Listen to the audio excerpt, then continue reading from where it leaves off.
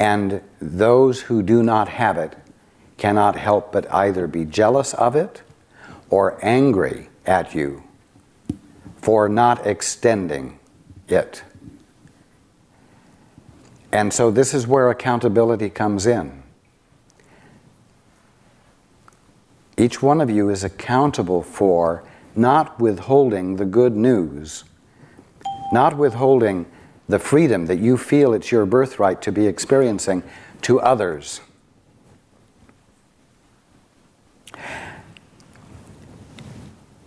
You are accountable for seeing to it that those who represent you in your government are engaged in doing that rather than being engaged in political maneuvers, leveraging that does not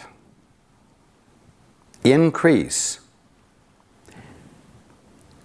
the light in the candles that everybody in the other countries are holding. The playing field has to be level, where everyone is experiencing the right that you unquestionably hold and feel to be dealt with respect.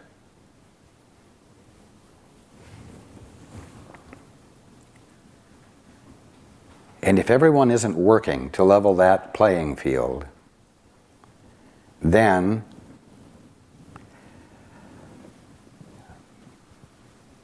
without dying and going to heaven and standing at the judgment gates, your accountability comes into play right here.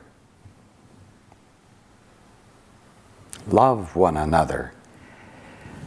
You cannot love one another without being involved.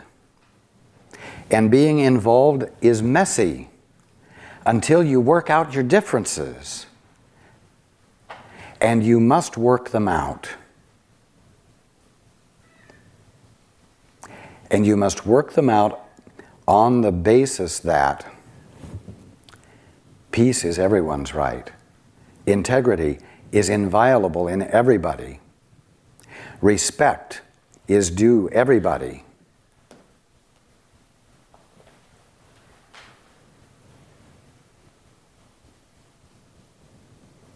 No matter which way their eyes slant, no matter what the color of their skin, no matter what you were raised to feel about those who were different from you.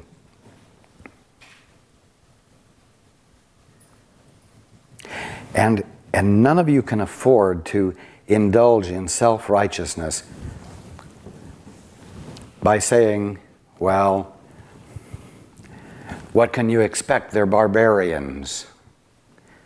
What I mean by that, it is very easy to look at the Middle East and say and believe that they haven't quite caught up with civilization yet, that they are still warring tribes experiencing tribal perceptions of things, and stand arrogantly looking down upon them.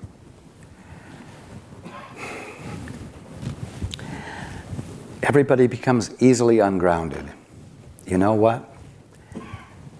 Whether people are a rich people or a poor people, whether there are people who are experiencing abundance and others who have for generations never experienced abundance, there really is no difference. Because at the bottom line, they know they have to eat. At the bottom line, they know they have to sleep. At the bottom line, they know they need to have something to protect them from the elements. At the bottom line, they know that it is in order for them to have families. And at the bottom line, they know that there is an integrity of being, whether it matches your sense of your integrity of being, that they must embody and pass on to their children. At the bottom line, you're all the same. Some of you are wearing fine silk or polished cotton. and others are wearing, rough wool garments. But you're all wearing them for basically the same reason, to cover yourself up and for protection from the elements. And so those who have less and have had less for generations have a culture that's different from yours. But the culture wraps them in a context of surviving and a capacity to laugh under circumstances that you would cry in. They find the capacity to laugh just like you do. And they find the capacity to revere life just like you do.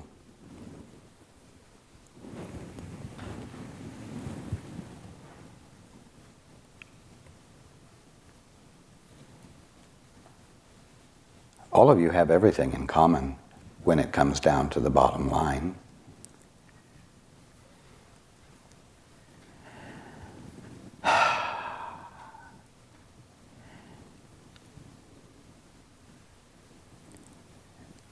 Why do I say this? Because if you start at the bottom line, you start what we might say at the lowest common denominator.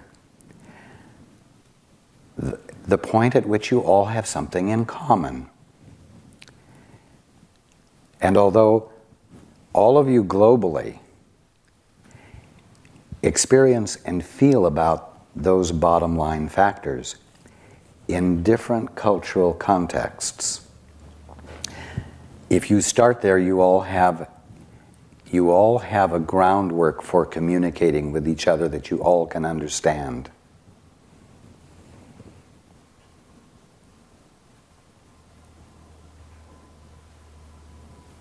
You can't let your cultural sense of yourself be the measuring stick for others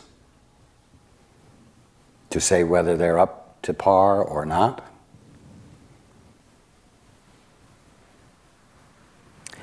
And you've got to start taking a look at the places in which you might be being supercilious, arrogant, haughty,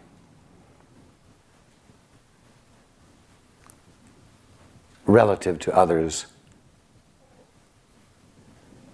who in their culture have learned how to laugh and how to survive and how to have a certain level of satisfaction in life with much less than you have.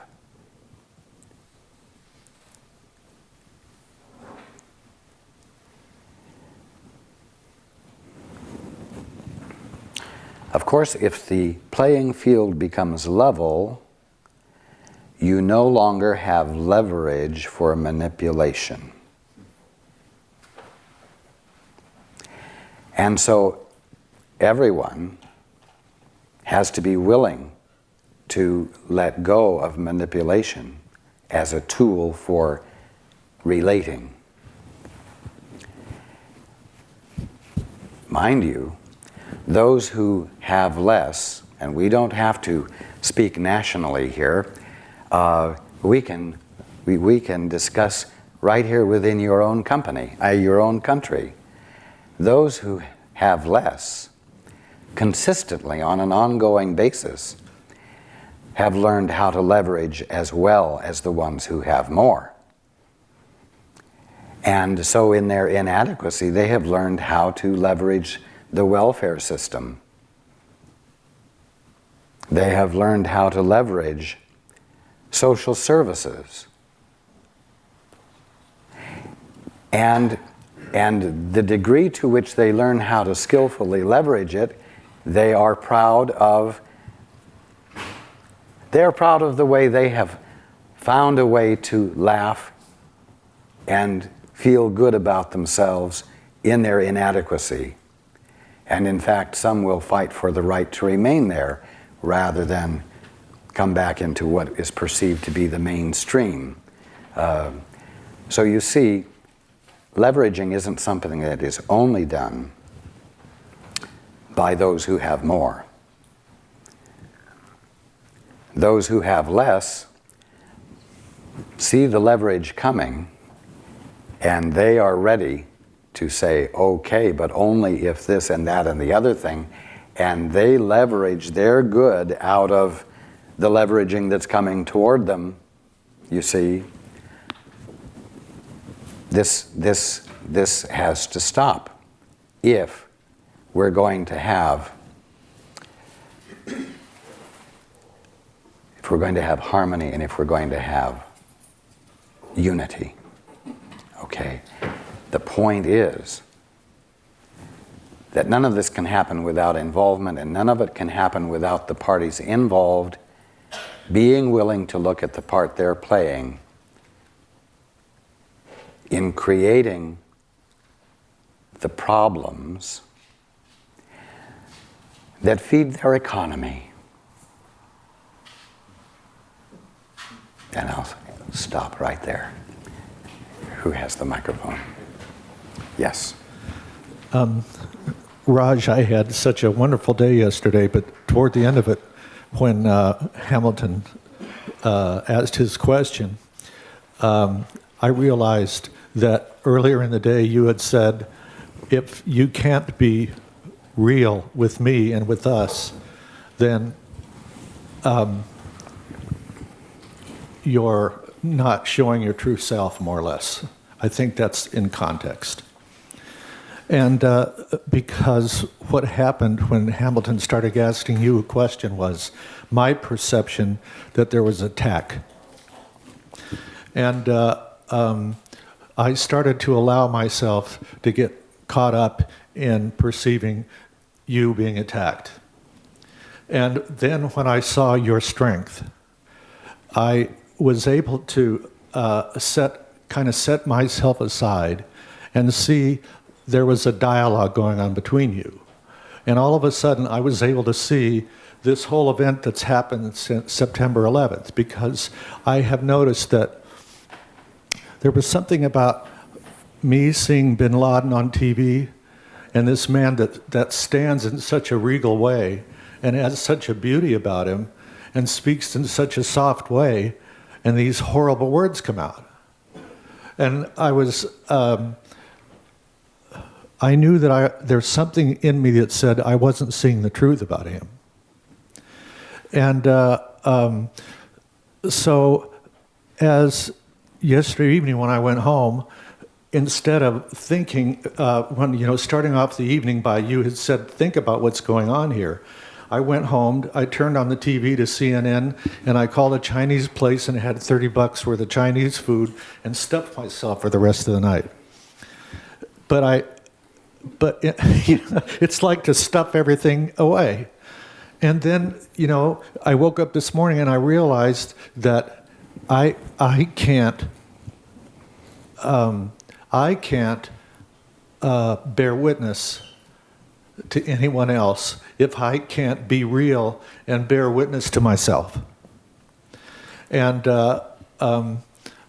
if there's time, I want to ask you a question about that later. But, it's that point where I realized that I can allow Hamilton, which I probably couldn't before because I would want to stand up and defend you, defend your point of view, where you're coming from, and see what he's doing as an attack, instead of seeing that he's coming from the place where he feels comfortable and wants to have dialogue with you. And realize that, your answer was so profound to him.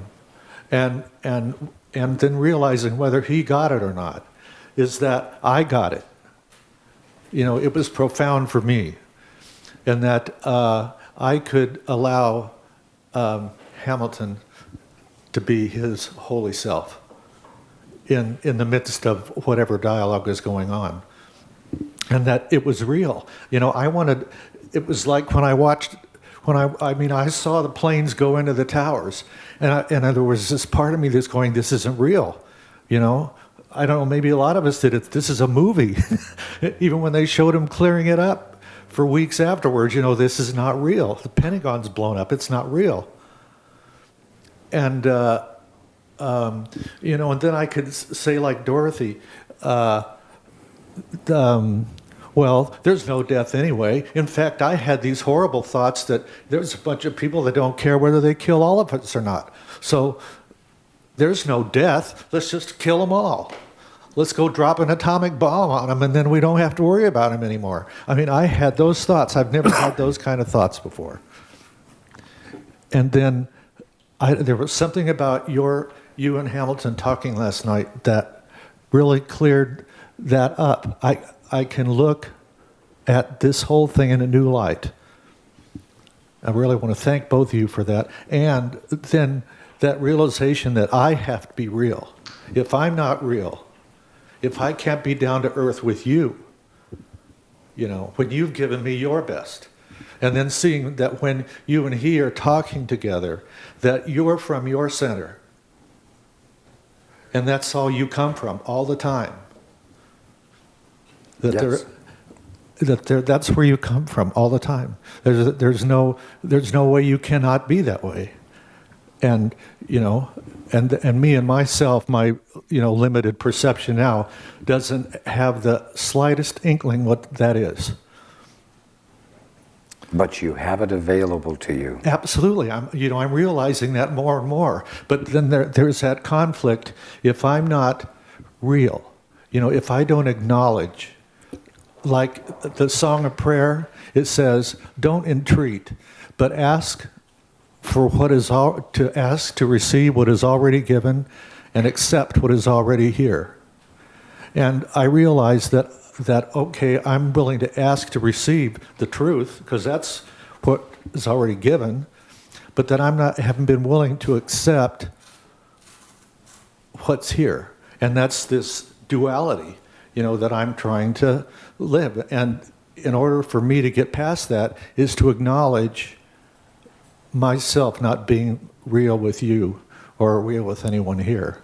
And it was just doing something about it. Absolutely. Yes. And I didn't get yet until the answer yesterday, I didn't get that I could do something about it.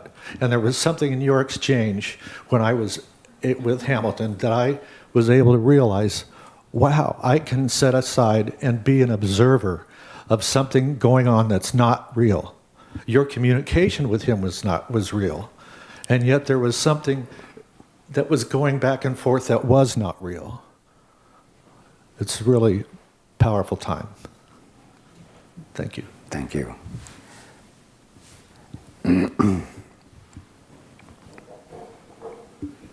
Well, I noticed that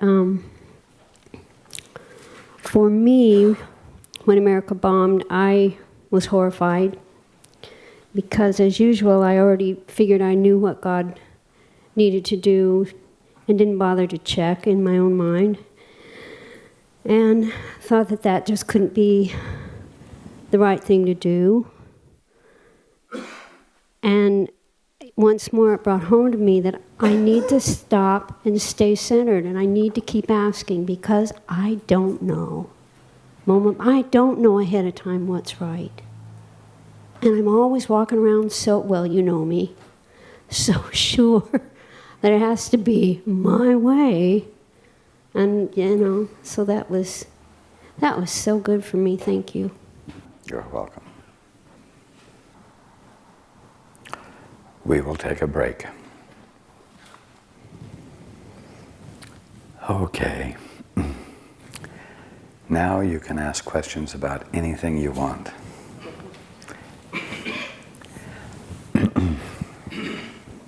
The lady right here.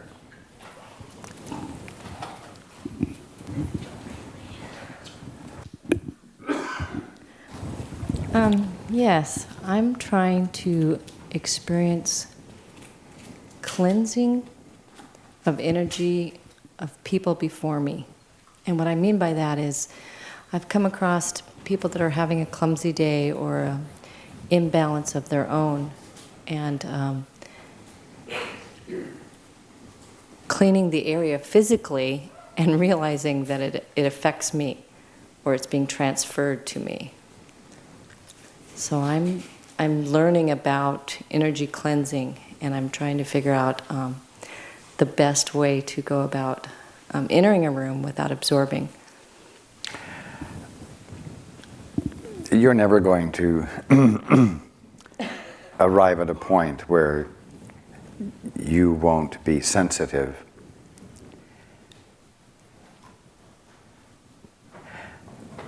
What you need to do is to become less defensive. And I've used the illustration before of Venetian blinds. If you have Venetian blinds and they're hanging in a window that's open and there's a breeze or a small wind, if the slats are shut, the Venetian blind is blown like crazy. But if the slats are open, the air moves through without moving the blinds hardly at all. When you're defended, it's like having the slats shut. When you're less defended or undefended, it's like having the slats open. You really don't want to become impermeable. That's another way of saying defended. So,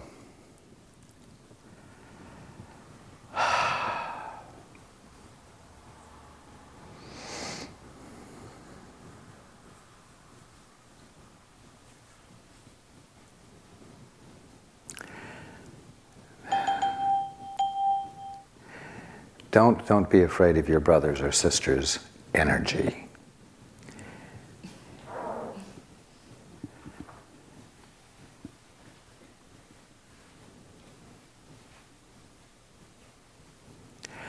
Just realize that you're not there to respond to what they present. You're there to be from your center. If their energy seems to be negative, well, that's a bit of information you have experientially. I mean, you're feeling it as opposed to it being an idea in your mind. But it has nothing to do with your stability if you're choosing to come from your center. If you are neglecting to be reactive, and when you're in your peace, when you're coming from your center, you are not reactive. And so you notice the piece of information, but also because you're in your peace,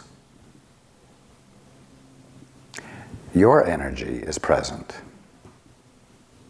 And peace is a balancing energy. And so you will experience not being blown about by others' energies, and at the same time, without attempting to make anything happen, your peace will have a balancing effect. Now, you may find that people with uneven energy love to be with you because it blesses them. Heaven help you.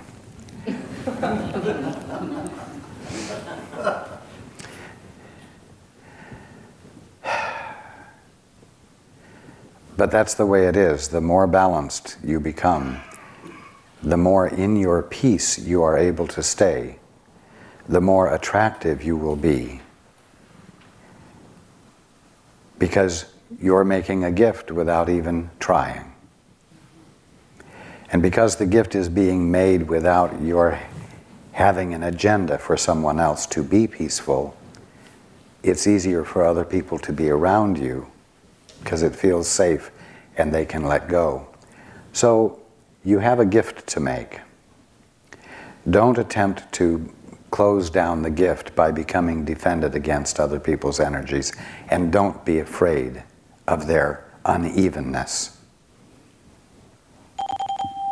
I've just seen it where I can see somebody being clumsy and they'll leave the room and it feels like I caught it.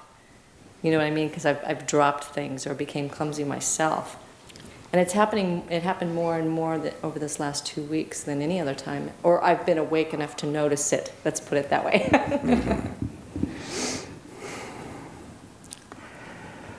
Well, you're not a chameleon. And I would suggest that you consciously refuse to be one, now that it appears that you're becoming one. And make less and less of it.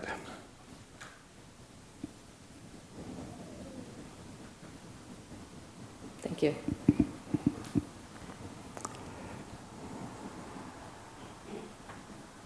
You're welcome.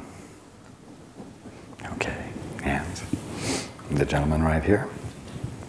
Hi, Raj. Good afternoon. The situation, the first question is basically, I'm a mentor for 5 boys aged about 12, 14 that I see every afternoon, each one for a couple hours. And these are boys that often don't have men in the family and are abused and things like that. And sometimes, some of them adapt to me really quick and it feels, really good. But I can almost consistently sense a certain, and I can't come up with a better word, ambiguity, or I hate to use the word distrust, but it's probably accurate. No matter how trustworthy I know I am. And I guess the basic question is, and I can almost hear your answer, because it almost, your answer about the war actually was a perfect kind of metaphor in a way for these boys, in that you need to be persistently giving and like that. But I have a couple boys, and I'm just going to say the twins. I don't know if you can zone in on who they are, but no matter what I do, I just get this feeling that it's just, it's not penetrating. And I really have to wonder, it makes me wonder if I'm wasting my time, frankly. And they're kind of an exaggeration of what's going on with a lot of them, though I can feel it energetically. This guy just drops in from outer space and, is going to be your friend. Although my heart is like totally in it. And anything you want to say around all that would be appreciated. You were correct. You knew the answer. Persist. Because they deserve it. Yeah. And whether they're able to believe it or not is beside the point. It really is. It may be you for a period of time, and then someone else for a period of time, and 10 others for periods of time, before all of you together have allowed them to develop enough trust to let down their defenses.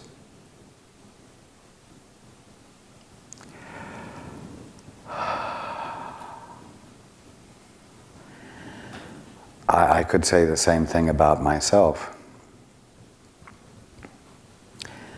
I could wonder whether or not I'm doing something wrong, because all of you for the last 2,000 years have not awakened. Yeah.